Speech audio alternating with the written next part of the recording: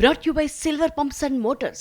Top quality और consistent performance के लिए सिर्फ सिल्वर पंप्स नाम याद रखना. కాళేశ్వరం విషయంలో రేవంత్ సర్కార్ వ్యవహరిస్తున్న తీరును తీవ్రంగా తప్పుపట్టారు మాజీ మంత్రి హరీష్ రావు. కాళేశ్వరం విషయంలో కాంగ్రెస్ ది గోబెల్స్ ప్రచారం అన్నారు. అబద్ధాలు చెప్పడంలో రేవంత్ ఉత్తమ్ పోటీ పడుతున్నారని విమర్శించారు. ఇక ఏపీ ప్రతిపాదించిన బనకచెర్ల ప్రాజెక్టును కాంగ్రెస్ ప్రభుత్వం అడ్డుకోవడం లేదంటూ మండిపడ్డారు. మరి కాళేశ్వరం కుప్పగూలిందన్న రేవంత్ రెడ్డి మరి గంధమల్లకి ఎట్లా కొబ్బరికాయ కొడుతున్నావు? గంధమల్లకి నీళ్ళు పోవాలంటే ఆడికెళ్ళి పోవాలి. మలన సార్కి ఎడికెళ్ళి వస్తాయి, రంగనాయక సార్కి ఎడికెళ్ళి వస్తాయి, మిడ్ మానేర్కెళ్ళి ఎడికెళ్ళి వస్తాయి, ఎల్లంపల్లికి వెళ్ళి వస్తాయి. ఇదంతా కాళేశ్వరం కాదు ఇది. మరి కాళేశ్వరం కుప్పగూలింది, 1,00,000 కోట్లు పోయినాయని రోజు పొద్దుగా లేస్తే వల్ల వేస్తావు కదా. మరి కాళేశ్వరమే కూలిపోతే గంధమలకు నీళ్ళు ఎక్కడియో రేవంత్ రెడ్డి చెప్పాలి ఇవాళ సమాధానం. రాజకీయాల కోసం రేవంత్ రెడ్డి మాట్లాడే తప్ప ఆయన మాటల్లో నిజాయితీ లేదు.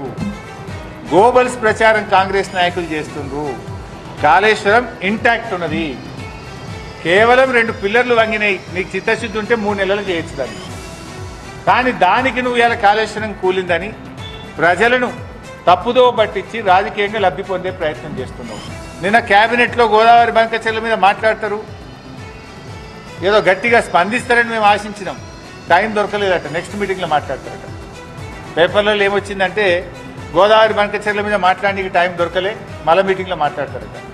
అంటే రాష్ట్రానికి సంబంధించి ఇంతకంటే ముఖ్యమైన అంశం ఇంకోటి ఉంటుందా? ఏం మాట్లాడిండ్రు 5 గంటలు? కమిషన్ల గురించో, పర్సంటేజ్ల గురించో, హైకమాండ్కి పంపే మూటల గురించి మాట్లాడుతున్నారా? 400 టీఎంసీల గోదావరి జలాలను అక్రమంగా ఆంధ్రప్రదేశ్ ఏ అనుమతులు లేకుండా తరలించకపోతుంటే గుడ్లప్పగించుకొని చూస్తారా?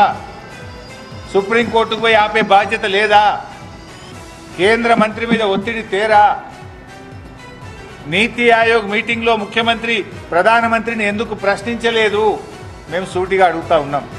ఇలా రేవంత్ రెడ్డి, ఉత్తమ్ కుమార్ రెడ్డి ఇద్దరు కూడా చంద్రబాబుకు దాసోహం అయిపోయింది. రేవంత్ రెడ్డి గురుదక్షిణ చెల్లించుకుంటుండు.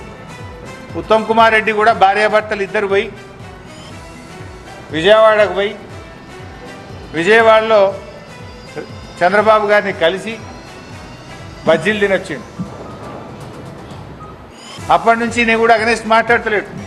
చీటికి మాటికి ఒంటి కాలు మీద లేసే బీజేపీ నాయకుల్లారా, బీజేపీ కేంద్ర మంత్రుల్లారా, గోదావరి బనకచెర్ల మీద మీ పెదవులు ఎందుకు మూసుకుంటున్నారు? తెలంగాణ నోరుగొట్టి అక్రమంగా తెలంగాణ నీళ్లను మళ్లించకపోయే ప్రయత్నం ఆంధ్రప్రదేశ్ చేస్తుంటే ఈ రాష్ట్రం నుంచి ఉన్న కేంద్ర మంత్రులు ఎందుకు స్పందించడం లేదు? ఇలా ఈ రాష్ట్ర ప్రయోజనాలు బీజేపీకి పట్టవా?